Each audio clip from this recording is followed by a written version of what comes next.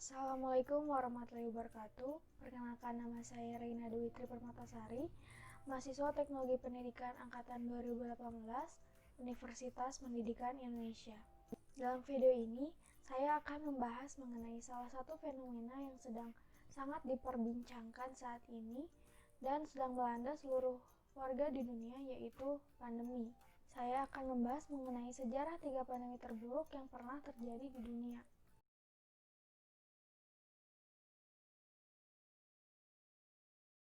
Penyakit yang pertama ada The Black Death atau biasa disebut penyakit pes.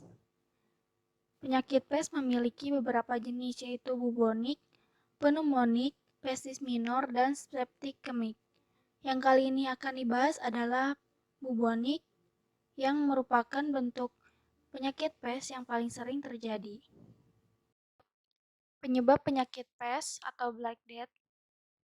Penyakit pes atau disebut juga plague atau Black Death adalah suatu infeksi berat yang disebabkan oleh bakteri Yersinia pestis.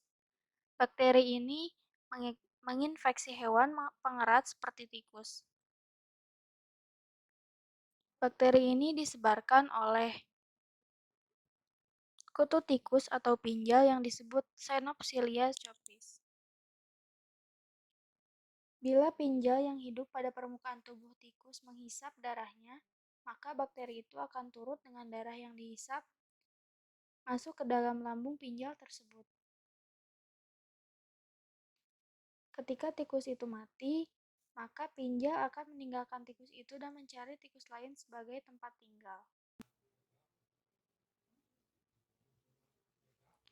Pada waktu pinjal menghisap darah tikus yang baru, bakteri pes masuk ke dalam tubuhnya dan dengan demikian terjadilah penjalaran penyakit pes dari tikus yang satu ke tikus yang lain.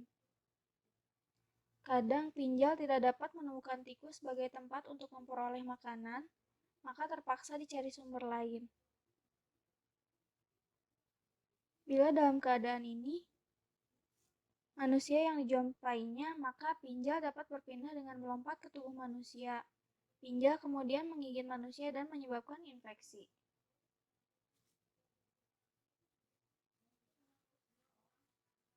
Lalu ada penularan penyakit pes. Pada beberapa kasus, infeksi ini menular dari orang ke orang melalui batuk atau bersin. Bakteri yang menular melalui batuk tersebut menyebar melalui udara, lalu dapat terhirup dan berada di paru-paru, kemudian menyebabkan penyakit pes. Penyakit pes juga dapat menular akibat menyentuh hewan yang terinfeksi. Gejala-gejala dapat muncul dalam waktu beberapa jam sampai 12 hari setelah paparan bakteri, biasanya setelah 2-5 hari. Kemudian, ciri-ciri penderita yang terjangkit.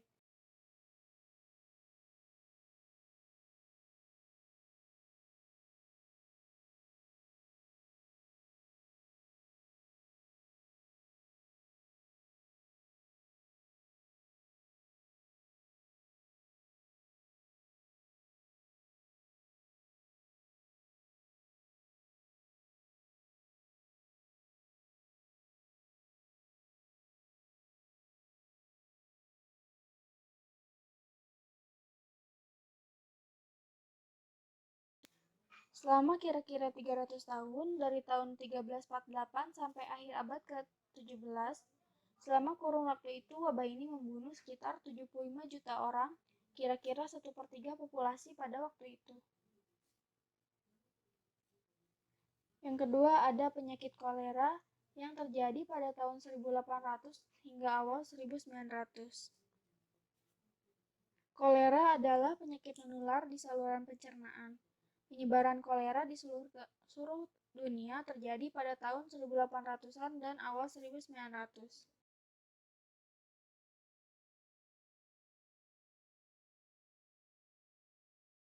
Penyakit kolera merupakan suatu sindrom epidemiologi klinis yang disebabkan oleh Vibrio cholerae. Bakteri ini biasanya masuk ke dalam tubuh melalui air minum yang terkontaminasi oleh sanitasi yang tidak benar atau dengan memakan ikan yang tidak dimasak benar, terutama kerang. Kemudian ada cara penularan. diketahui bahwa penyebaran kolera secara primer melalui air minum yang terkontaminasi bakteri Vibrio cholerae berkembang biak dan menyebar melalui feses atau kotoran manusia. Bila kotoran yang terkandung bakteri ini mengkontaminasi air sungai dan sebagainya, maka orang lain yang terjadi kontak dengan air tersebut berisiko terkena penyakit kolera itu juga. Tetapi penelitian wabah akhir-akhir ini menunjukkan bahwa produk perikanan seperti kerang, tiram, dan remis, serta udang dan kepiting dapat juga menjadi sumber penularan yang penting untuk infeksi Vibrio cholerae.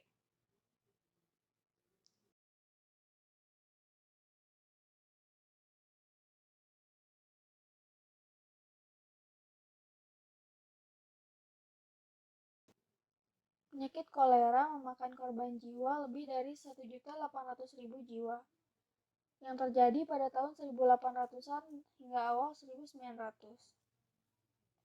Dan yang terakhir, ada penyakit influenza 1918 atau lebih dikenal dengan flu Spanyol yang terjadi pada tahun 1918 hingga tahun 1920. Penyebab penyakit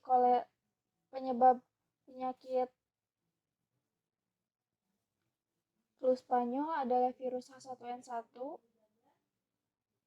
Cara penularannya adalah melalui udara yang dikeluarkan oleh penderita. Ciri-ciri penderita yang terjangkit layaknya flu biasa. Itulah bahasan kita hari ini. Semoga apa yang saya sampaikan dapat bermanfaat bagi para penonton. Selalu jaga kesehatan dan ikuti protokol kesehatan yang ada agar pandemi saat ini dapat segera selesai. Mohon maaf jika ada kekurangan dan kesalahan. Wassalamualaikum warahmatullahi wabarakatuh.